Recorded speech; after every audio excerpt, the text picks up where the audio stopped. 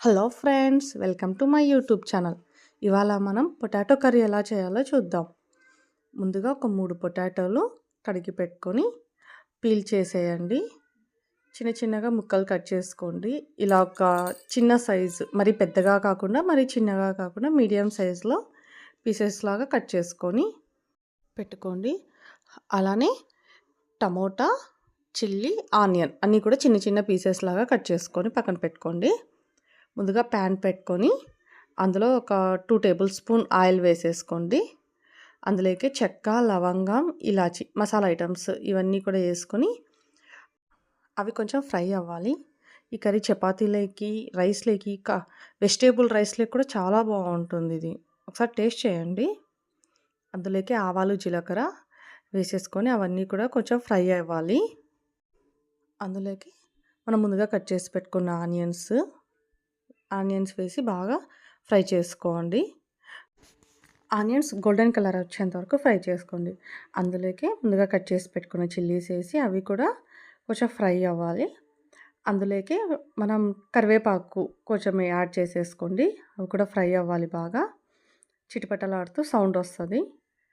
అందులోకి మనం ముందుగా కట్ చేసి పెట్టుకున్న టమోటా కూడా యాడ్ చేసేయండి.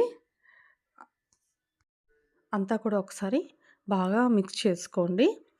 అందులోకి 1 టేబుల్ స్పూన్ అల్లం వెల్లుల్లి పేస్ట్ వేసేసుకొని కొంచెం పసుపు కూడా యాడ్ చేసేసుకోండి అందులోకి మనం టేస్ట్‌కి తగినంత సాల్ట్ వేసుకోండి. నేనైతే రాళ్ళుప్పు వేస్తున్నాను. మీకు ఏది కంఫర్టబుల్‌గా ఉంటే అది వేసుకోండి.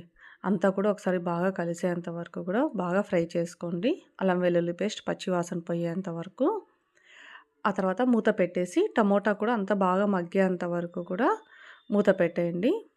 సిమ్లో పెట్టేసి చేయండి. టమోటా మాడకుండా ఉంటుంది. చూడండి మెత్తగా కూడా అయిపోయింది.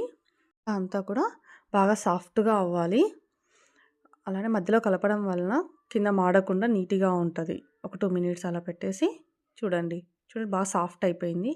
అందులోకి మనకు టేస్ట్ తగినంత కారం, టేబుల్ స్పూన్ ధనియా పౌడర్ యాడ్ చేయండి. యాడ్ చేసి అంతా కూడా ఒకసారి బాగా కలుపుకోండి. మొత్తం అంతా కూడా బాగా మిక్స్ అవ్వాలి. కారం, ధనియా పౌడర్, మసాలా అంతా కూడా ఒక 2 మినిట్స్ అలానే వదిలేస్తే ఆయిల్ అంతా కూడా బాగా పైకి వస్తుంది. చూడండి కర్రీలో ఆయిల్ ఎలా వచ్చిందో అలా వచ్చాక దాన్ని ఒకసారి కలుపుకొని కింద అడుగంటకుండా కలుపుకొని ఒకసారి అందులోకి మనం ముందుగా కట్ చేసి పెట్టుకున్న పొటాటోస్ అన్నీ కూడా యాడ్ చేసేసేయండి. యాడ్ చేసి బాగా కలిపేసి మూత పెట్టేసేయండి. ఒక 5 మినిట్స్ పెట్టేసేయండి. మసాలా అంతా కూడా బాగా కలిసేంత వరకు బాగా కలుపుకోండి.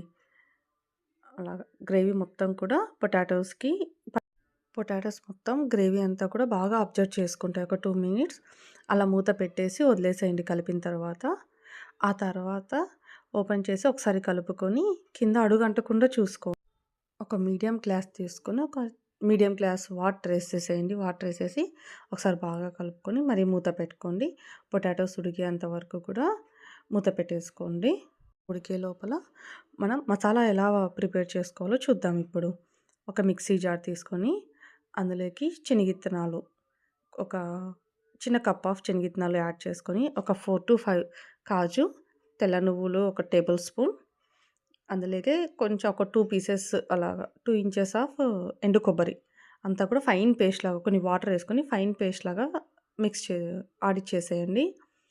ఆ తర్వాత ఆ గ్రేవీ ఉంటుంది కదా మసాలా, అది వచ్చేసి ఇందులో కర్రీలో వేసేసి మిక్స్ చేయండి. కొత్తిమీర యాడ్ చేసి సర్వ్ చేసుకోవడమే. చాలా టేస్టీగా ఉంటుంది. చపాతీస్‌లేకి, ఫ్రైడ్ రైస్‌లేకి మనం ఏ దాంట్లోకైనా కూడా తినేయచ్చు. వైట్ రైస్‌లేకి చాలా బాగుంటుంది. స్టైల్ వస్తుంది. ట్రై చేయండి కర్రీ చాలా బాగుంటుంది. నా వీడియో నచ్చితే లైక్ చేయండి, షేర్ చేయండి, సబ్స్క్రైబ్ చేసుకోండి. Thank you.